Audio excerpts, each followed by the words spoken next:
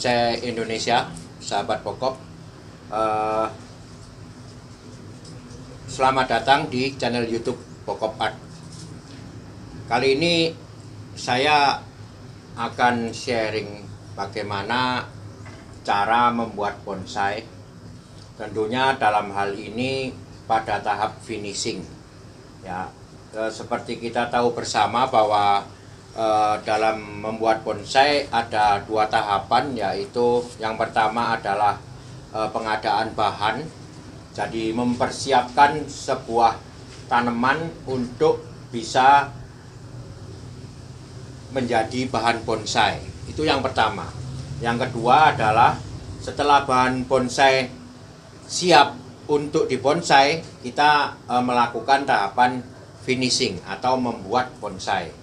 Jadi ini adalah bahan yang diambil dari alam atau bahan dongkelan. Jadi setelah diambil dari alam tentunya dihidupkan dulu, dan sekarang sudah dalam kondisi yang sehat. Dia sudah hidup baik, tumbuh dengan baik dalam kurun waktu kurang lebih 1 tahun. Jadi pohon ini setelah diambil dari alam didiamkan dulu untuk pertumbuhan selama 1 tahun.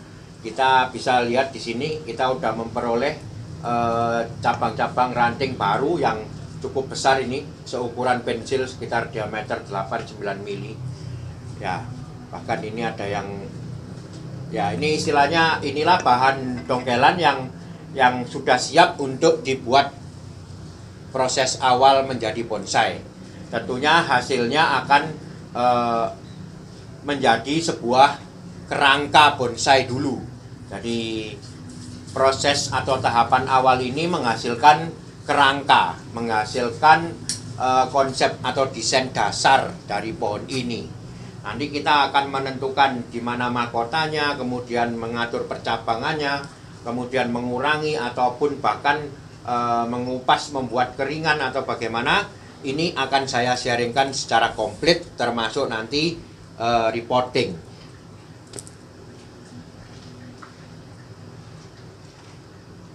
Ya, sebelumnya saya akan kasih tahu dulu tahapannya. Tahap yang pertama adalah memilih posisi. Nanti akan kita posisikan dulu pohon ini sesuai dengan kondisi yang ada. Jadi pertimbangannya adalah mencari gerak dasar. Setelah gerak dasar ketemu, gerak dasarnya diposisikan. Gerak dasar adalah batang utama. Ini termasuk pohon yang berbatang banyak sebenarnya.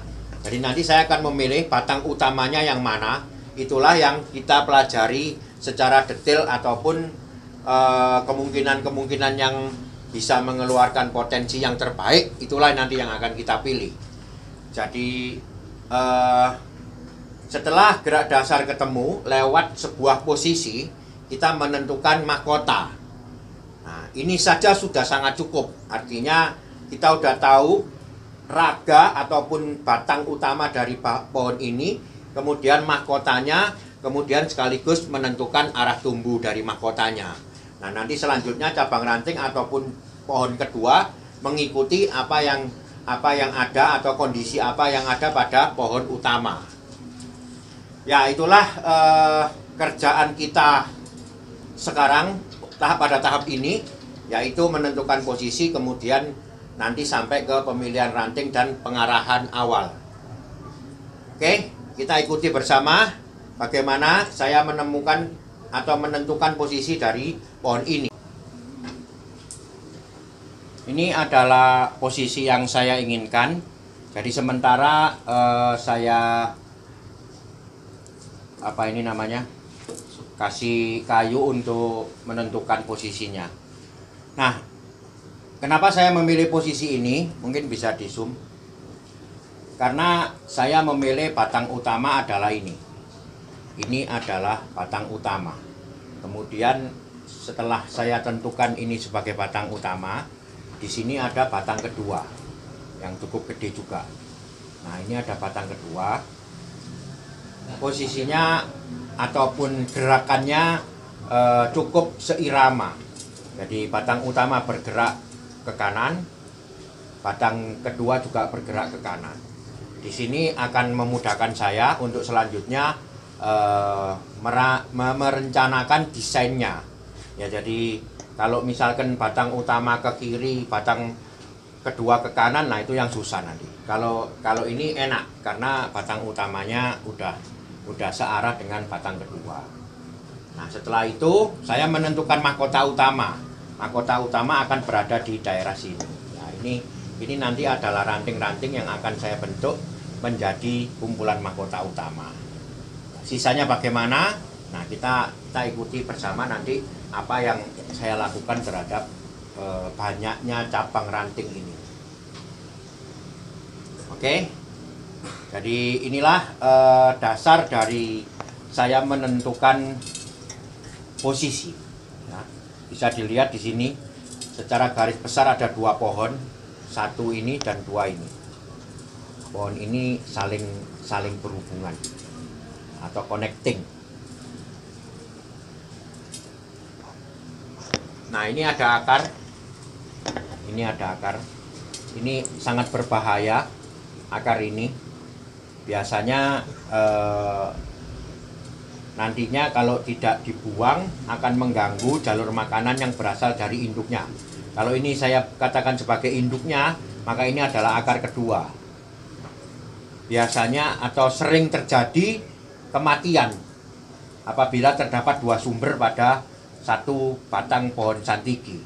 Sering terjadi kematian, baik itu mati ranting atau bahkan mati secara keseluruhan pohon ini, pohon yang kedua ini. Dan nanti apa yang akan saya lakukan akan saya sharingkan dan alasan-alasannya akan saya sebutkan. Oke, sekarang saya lanjut dulu dengan proses pemilihan dari semua ranting atau cabangnya sesuai dengan posisi yang sudah terpilih. Nah, ini ada 2 cabang baru, ini baru. Akan saya potong karena besarannya sudah dirasa cukup.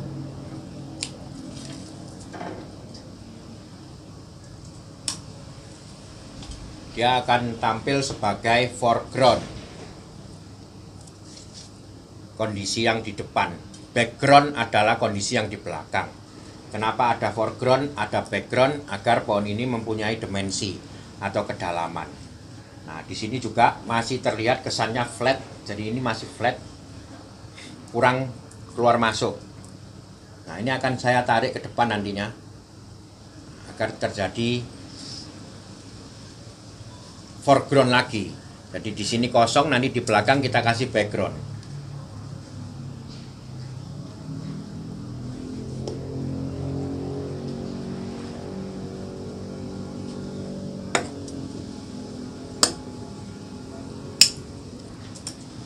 Nanti akan dikawat sampai ke depan.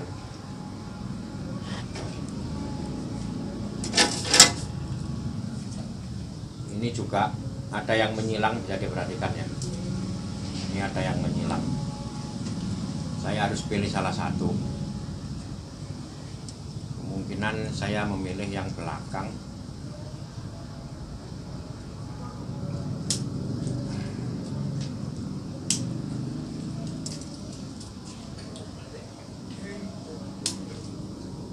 Nanti ini kita kupas, kita keringkan. Ini juga menyilang.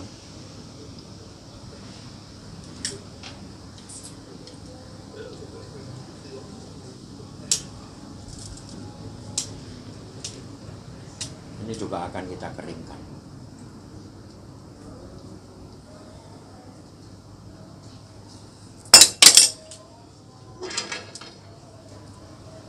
Nah, ini bisa dilihat ada pertumbuhan kecil. Ini pertumbuhan kecil. Tetap akan saya pakai sebagai nanti background. Ini harus dibesarkan dulu.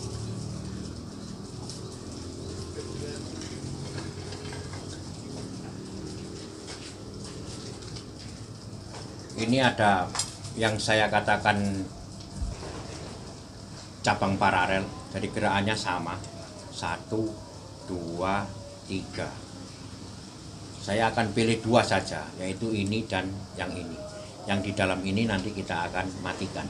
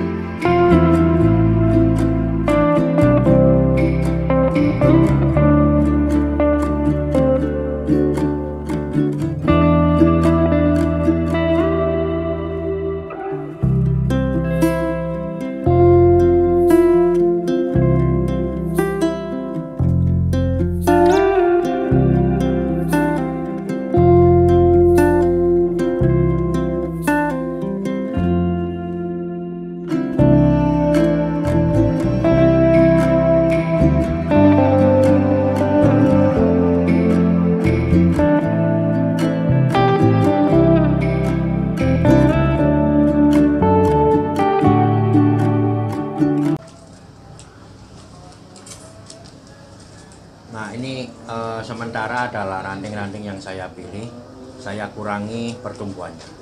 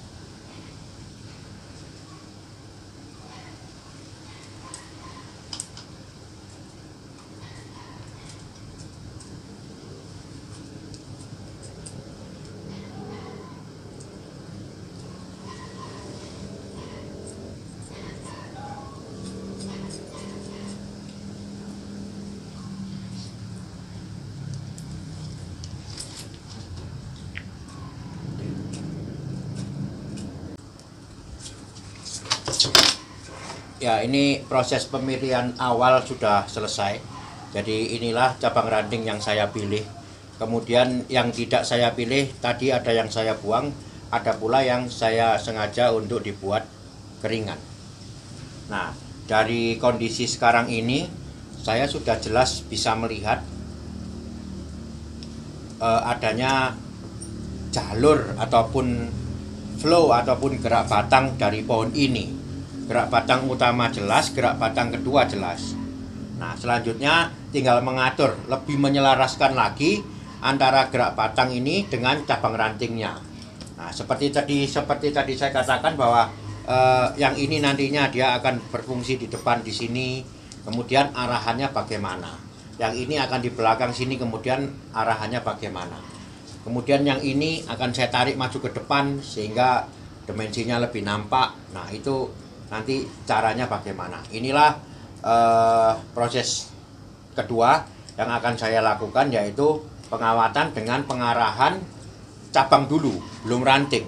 Jadi cabang ini saya arahkan sesuai dengan dua gerak batang utama dan yang kedua ini. Untuk kupas santiki, apabila dia dalam kondisi hidup kita kupas, sangat mudah sekali. Jadi masih lunak istilahnya, kambiumnya masih lunak. Tetapi pada saat dia tidak segera dikupas, kemudian kering kambiumnya, nanti proses pengupasannya sangat keras, sangat susah. Ya, ini adalah tadi bisa dilihat adalah upaya untuk menampilkan kerusakan yang lebih alami.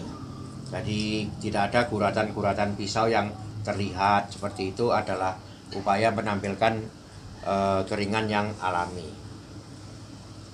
Tujuannya apa keringan-keringan ini? Tujuannya adalah sebagai aksen dan menambah kesan tua dari pohonnya.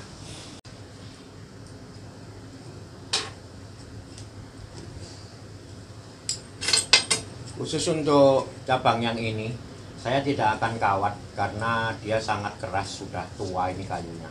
Kalau kita kawat, kita belokkan, kemungkinan patah besar sekali kemungkinannya. Maka saya menggunakan teknik dengan mengarahkannya melalui teknik seperti ini.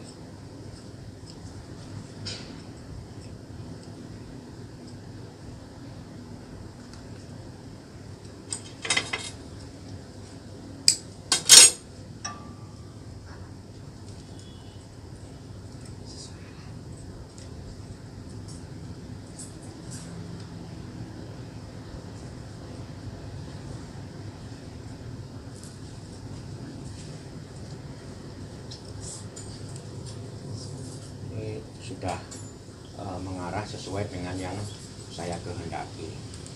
Terus pertanyaannya, apakah nanti dia bisa diam seperti yang kita kehendaki? Bisa. Sama saja dengan proses pengawatan. Cuman ini tidak melakukan pengawatan, tetapi ditopang dengan kawat. Nantinya sama saja, dia akan mau nurut.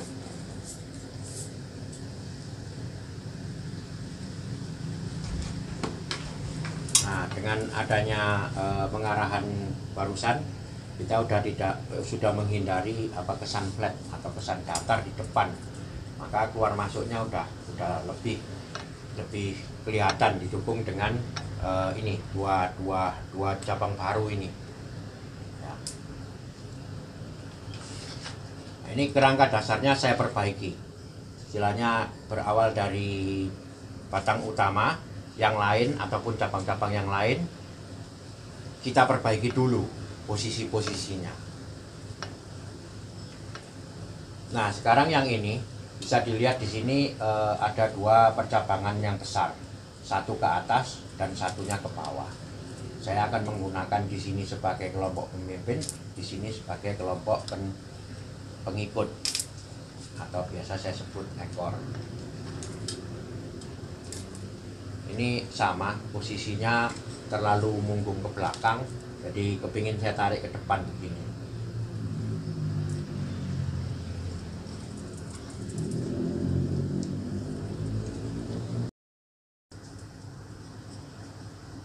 Mas tentakan poting. Ayo.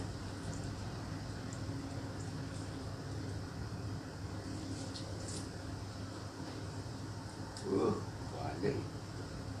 Iya ya caranya.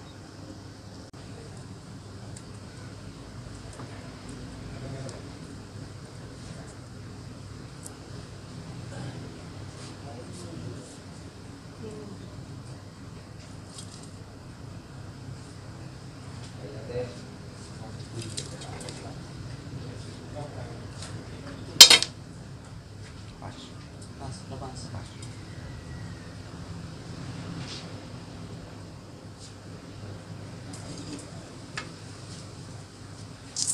Dorong, Mas. Dorong dikit. Dorong, Mas. Dorong.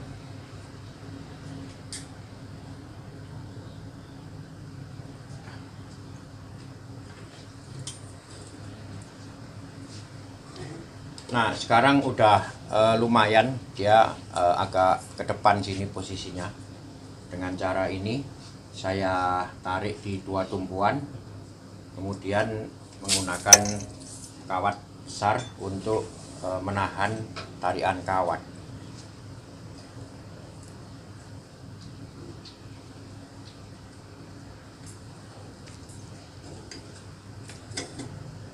Nah, inilah secara garis besar kerangka dari pohon ini.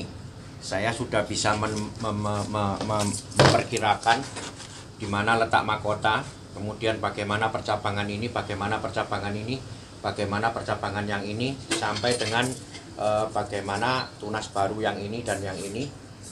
Artinya bagaimana adalah fungsinya nanti bagaimana terhadap desain ini. Nah, ini sudah tahu semua saya. Nah, inilah yang saya sebut membuat kerangka bonsai. Jadi kita udah tahu tujuannya ini diarahkan ke depan apa, kemudian mahkota letaknya di mana, cabang dan rantingnya nanti menuju kemana arahnya, kita sudah tahu semua. Ini di bagian ini yang mana yang kepala, yang mana yang ekor, sudah terlihat semua. Nah, inilah desain awal yang kita telah temukan. Inilah desain atau konsep kerangka dasar yang telah ditemukan dari penanganan pertama sebuah bahan bonsai. Sebuah bahan bonsai yang sudah siap dijadikan menjadi bonsai. Nah, inilah langkah-langkahnya untuk membuat kerangka bonsai. Oke, saya lanjut lagi dengan beberapa pengarahan. Nanti setelah itu saya langsung lanjut dengan pengarahan yang ranting kecil-kecil ini, untuk menentukan arah tumbuh, kelompok-kelompok, pembagian kelompok-kelompok tajuk, dan lain-lain. Langkahnya masih dalam langkah pengarahan, jadi belum pembentukan.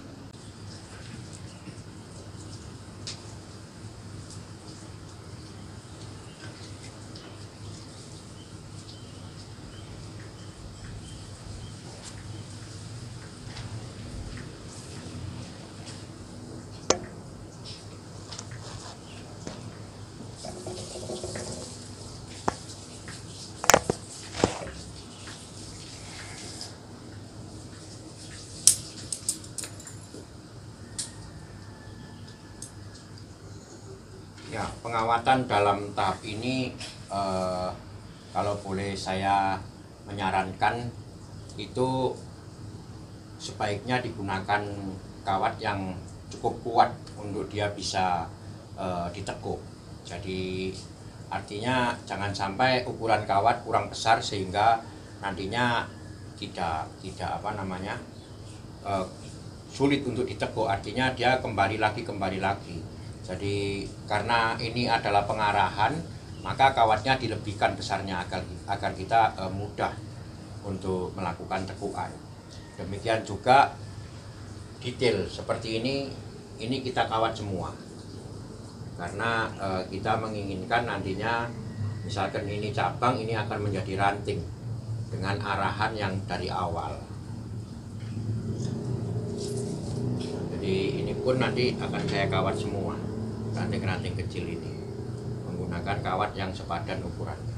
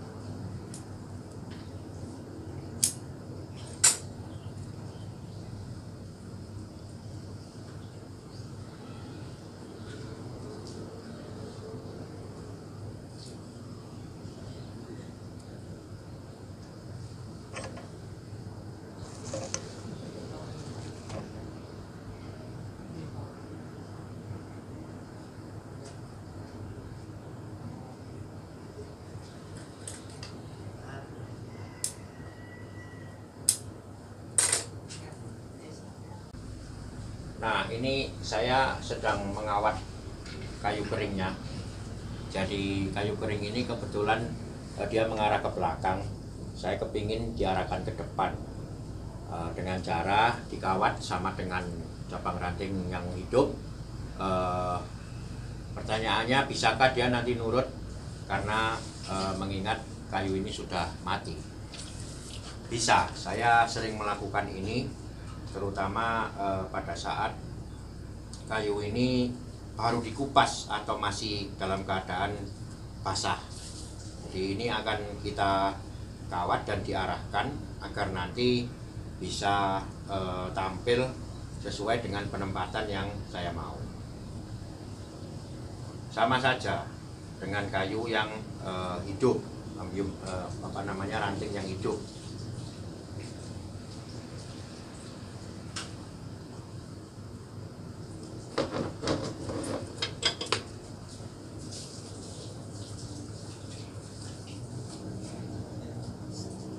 Akan saya arahkan sedikit ke depan.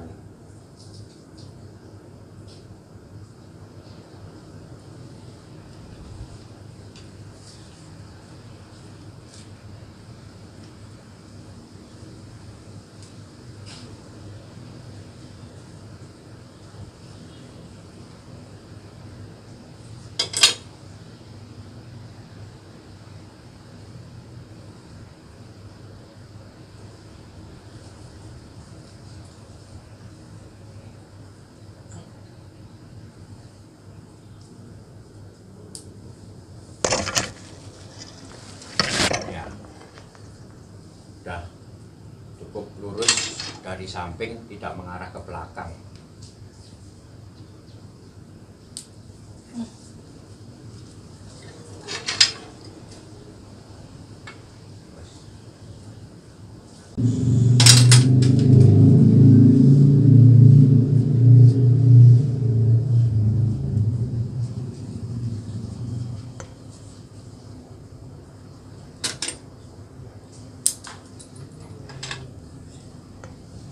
Nah, ini sudah selesai saya kawat semua. Sekarang saatnya saya untuk melakukan pengarahan.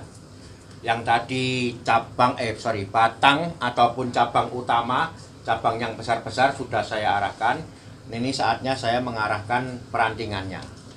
Kita arahkan untuk kemudian menyesuaikan dengan arah tumbuh. Saya mulai dengan mahkota. Di sini mahkota kita hanya mempunyai kurang lebih tiga ranting, 1, 2, 3. Inilah rangka dasar untuk pembuatan mahkota dari pohon ini.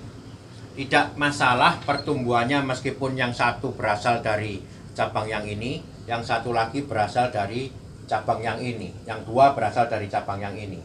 Tidak masalah. Dalam konsep bonsai tropis, pembuatan mahkota tidak harus dari satu jalur, bisa dari beberapa jalur. Bila perlu nanti yang di bawah ini bisa saya arahkan sebagai pembantu ataupun pendukung dari mahkotanya.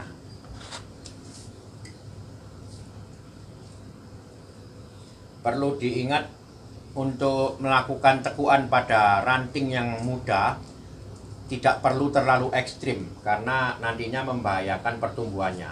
Artinya kalau terlalu ekstrim mungkin terlalu dipaksakan, bisa mengakibatkan retak ataupun patah, sehingga nantinya akan menghambat pertumbuhan.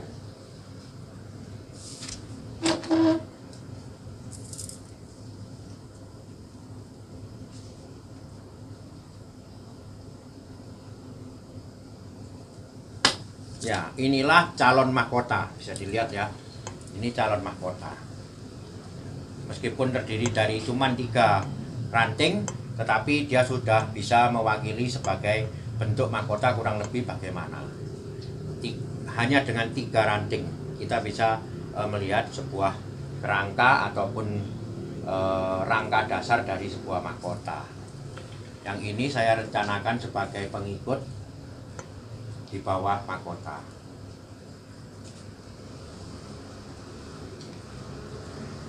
Jadi ini adalah nantinya bagian terpisah, kemudian disusul lagi di bawahnya ini. Ini mahkota nanti akan bersusun ke bawah sini. Kemungkinan kalau di belakang ada, saya akan tambahkan. Ya, karena di sini sebagai mahkota ataupun mahkota sudah ditentukan dengan ketinggian ataupun arah tumbuh yang sudah saya tentukan, maka yang lain mengikuti. Cabang yang lain atau ranting yang lain yang letaknya lebih tinggi dari mahkota ini akan kita arahkan lebih rendah daripada mahkota nantinya.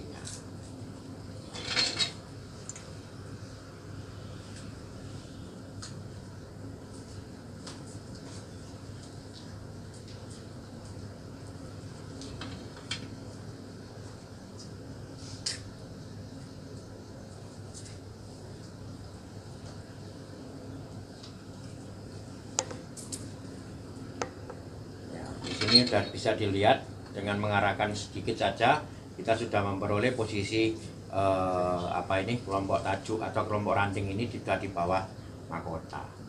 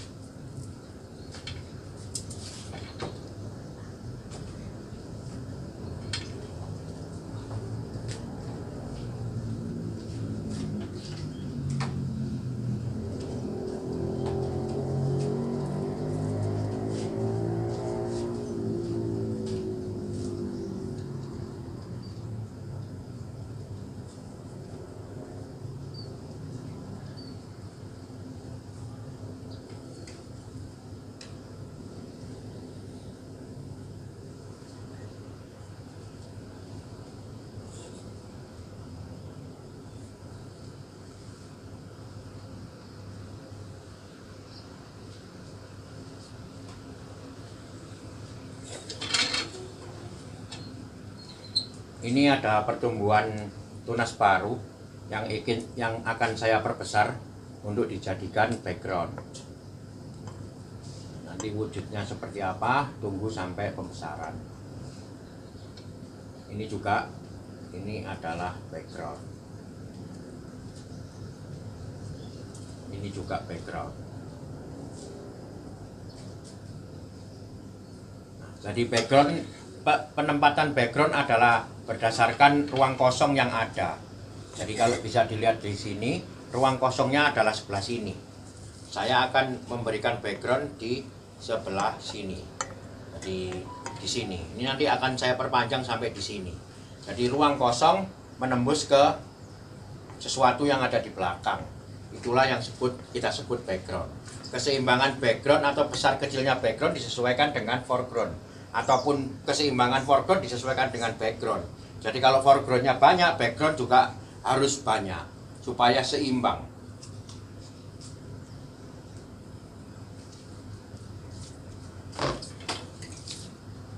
Ya, kali ini saya men-sharingkan pembuatan bonsai dari awal bahan. Artinya dari awal bahan itu setelah memenuhi syarat ataupun kondisinya bisa untuk dilanjutkan ke proses finishing. Inilah proses atau cara lengkap sekaligus dari awal posisi sampai ke penataan perantingan, sampai ke penjelasan konsep, bahkan detail-detail seperti kupasan, tekuan kulit kayu mati saya sharingkan di konten kali ini. Ini sangat lengkap.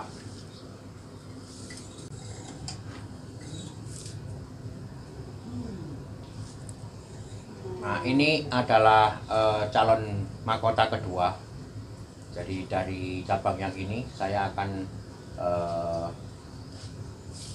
membuat sebagai jalur untuk menuju ke mahkota yang kedua. Ini pengikutnya. Ini tadi background di belakang. Sekarang yang di depan.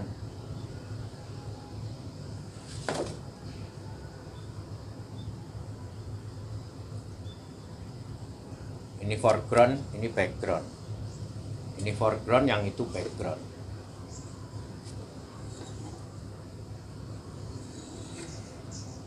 Kemungkinan di sini akan dibangun mahkota baru, mahkota lagi.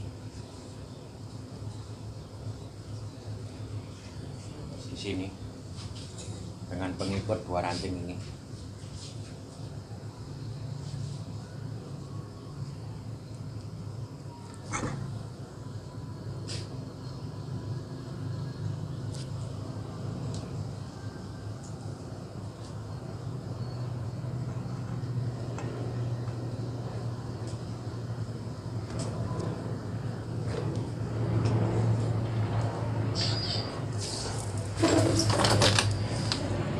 Selesai. Jadi inilah penataan rantingnya. Mungkin ini sangat kasar ataupun ini adalah perantingan dasar, perantingan awal, sehingga hanya berbentuk sebuah kerangka. Tetapi yang paling penting, kita dalam tahap ini sudah mengetahui di mana letak mahkota, bagaimana arah tumbuhnya, kemudian struktur anatominya mulai dari batang sampai cabang yang besar sudah jelas arahnya mau kemana. Dan sampai sekian, tetapi kita harus konsisten, konsekuen dengan apa yang kita lakukan sekarang. Itu pun tidak 100%, kemungkinan 80 atau 90%, kemungkinan nanti ada perubahan-perubahan sedikit-sedikit, tetapi secara garis besar kita sudah menemukan. Dan ini harus dilakukan dengan konsisten, artinya tetap pada desain yang seperti ini.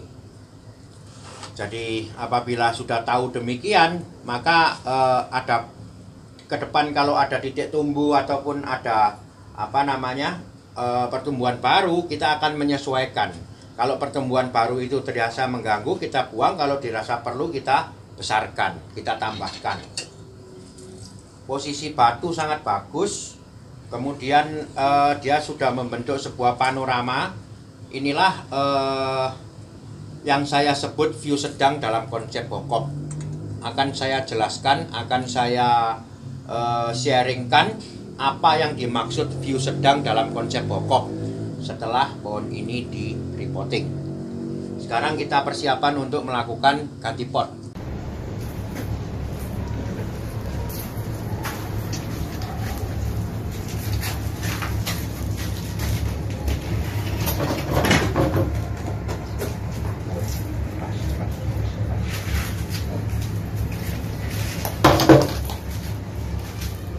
Mundur mas, mundur. Awas, awas, mas. Pray, pray.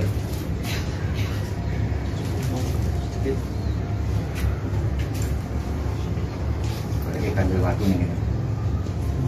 Tuh.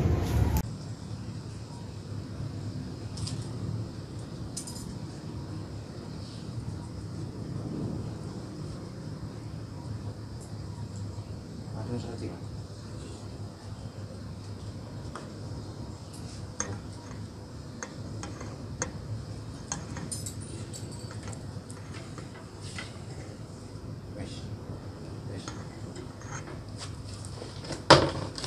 Ya, ini adalah sebelumnya saya akan sedikit sharing tentang skala di dalam membuat bonsai. Jadi bonsai ini saya deskripsikan atau saya definisikan adalah seni membuat miniatur pohon. Ya, dalam konteks pengertian miniatur tentunya semua mempunyai skala. Artinya kita meniru pohon yang besar kemudian membuatnya menjadi kecil. Tentunya dengan nantinya akan terlihat proporsional sebagai pohon yang besar. Itulah yang disebut skala. Jadi misalkan batang untuk pohon yang besar ukurannya berdiameter katakanlah 1 meter. Kemudian apabila kita membuat skala sedang ataupun skala kecil ataupun skala besar, misalkan 1 banding 10, maka yang 1 meter tadi saya buat diameternya 10 cm.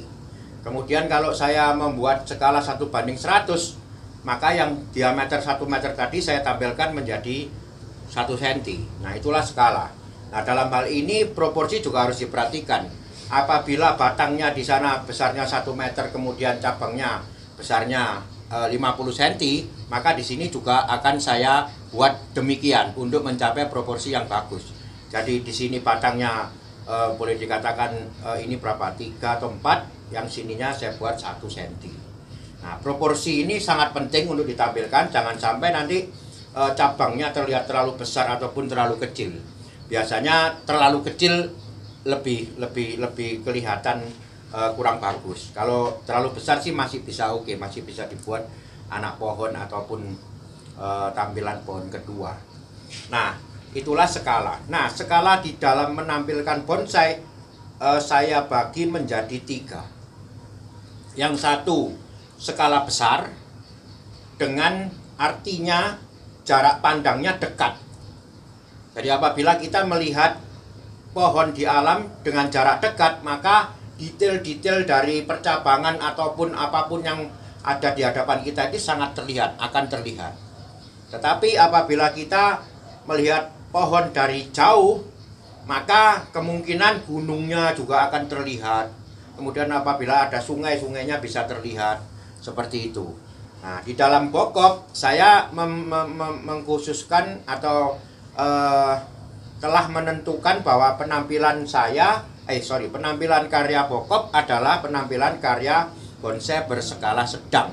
Jadi tidak terlalu jauh, tidak terlalu dekat. Artinya detail tetap ada, tetapi tidak sedetail saya membuat bonsai dengan skala dekat. Penampilan panorama tetap harus ada. Di dalam skala dekat tidak mungkin kita bisa menampilkan panorama karena pohon detail sekali, dekat sekali dengan kita. Tetapi apabila kita menampilkan skala sedang, masih bisa menampilkan sebuah panorama. Tetapi bukan panorama yang seperti skala jauh, yaitu gunung ataupun apa ya, pokoknya yang jauh semuanya bahkan terlihat. Tapi kalau kita lebih mendekat, apa yang seharusnya kita lihat menjadi tidak terlihat. Nah, inilah panorama ataupun penampilan bonsai berskala sedang. Jadi batunya masih kelihatan. Ini mungkin gambaran sebuah bukit, bukan gunung. Ya, jadi masih kelihatan, pohonnya juga masih kelihatan detail.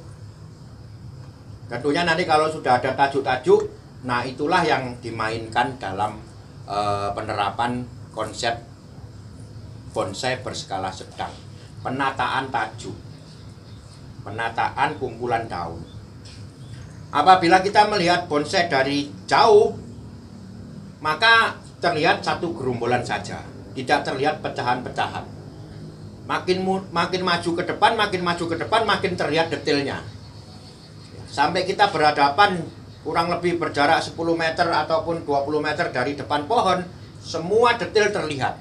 Tetapi apabila kita mundur lagi sekitar 100 atau 200 meter, tidak begitu terlihat, tetapi kelompok-kelompok daunnya, awan-awannya terlihat. Mundur lagi ya tidak kelihatan apa-apa, cuma kelihatan bulat gitu aja. Nah, itulah yang saya maksud menampilkan skala dalam karya seni bonsai menurut pandangan saya. Jadi bisa dilihat di sini, ini adalah sebuah panorama atau sebuah drama alam yang menampilkan pohon yang hidup di tebing. Ini kondisi batunya asli, kemudian ada tambahan-tambahan sedikit untuk aksen, untuk memperjelas dari konsep yang ingin saya sajikan. Nah, sekarang sudah terlihat jelas sekali panoramanya.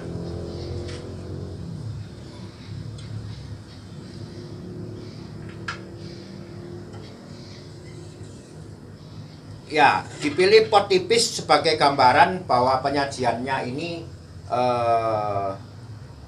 nanti bisa dipresentasikan banyak persepsi. Yang pertama, saya bisa mengganti pasir yang hitam ini dengan katakanlah pasir yang berwarna putih. Nah, itu nanti akan kita bentuk seperti pulau, bahwa ini hidup di satu pulau, kemudian di sekitarnya ada air yang saya simbolkan dengan pasir yang berwarna putih. Atau pasir tetap hitam, kemudian kita bentuk sebuah pulaunya dengan penataan lumut. Nah, ini pohonnya tidak hidup di dalam sebuah pulau, tetapi di sebuah daratan yang hanya subur di sekitar pohon ini. Macam-macam sekali presentasinya. Nah, itulah upaya menampilkan drama alam di dalam karya pokok. Oke, saya pikir ini cukup dulu. Jadi inilah sebuah proses membuat bonsai. Diawali dari bahan yang sudah siap untuk dibuat bonsai, yaitu bahan dongkelan santiki. Kebetulan ini on the rock, hidup di karang. Jadi saya dengan mudah bisa menampilkan ataupun menuangkan segala konsep yang memang sudah saya formulakan. Ya, penampilannya sebagai bonsai tropis, sebagai pohon tropis sangat gampang saya terapkan di sini karena memang percabangan pohon ini sudah tersedia banyak. Kemudian penampilan skala sedang, nanti ada penampilan kesan natural. Itu semua bisa saya terapkan dalam pembuatan pohon ini. Yang kebetulan saya sharingkan dari awal, silakan diikuti terus. Mudah-mudahan 2-3 bulan ke depan saya bisa terus mengupdate kondisi pohon ini, dan selanjutnya sampai pohon ini terlihat jadi. Oke, sekian dulu video dari saya. Tetap ikuti channel YouTube Pokok Art untuk segala info, teknik, dan sharing saya membuat bonsai.